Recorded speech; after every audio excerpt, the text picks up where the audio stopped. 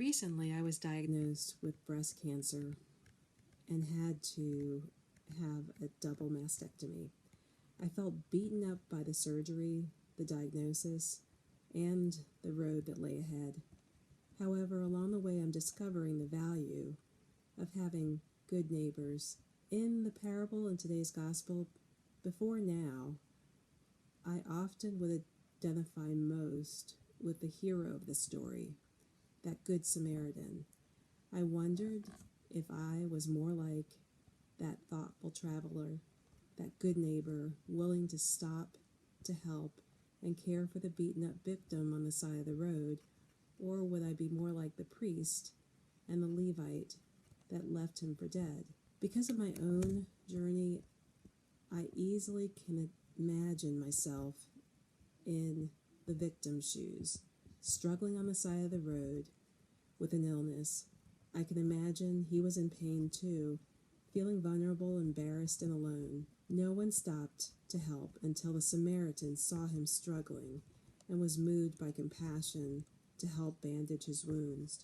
I can envision the wounded man wondering why the Samaritan cared enough to take him to an inn and ensure he received proper care. I wondered if the wounded man ever had the chance to thank him for his kindness after he recovered. Unlike the scholar of the law who stood up to test Jesus in today's reading, I now know who my neighbors are.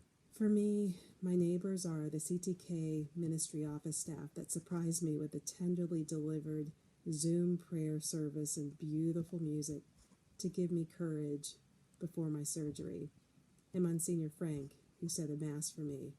My neighbors are my family, the pastoral care ministry volunteers, the mass team, the CTK staff members and parishioners who continue to pray for me as I get closer to receiving additional treatment. My neighbors are those who send meals, mass cards, and get well cards and precious care packages. They reach out to my family and me with texts and phone calls that make me smile and quietly pray for me behind the scenes. Neighbors strengthen my faith, pick me up, make me stronger. If ever you wonder if the good things you do for others are appreciated, just think of me and the parable of the Samaritan.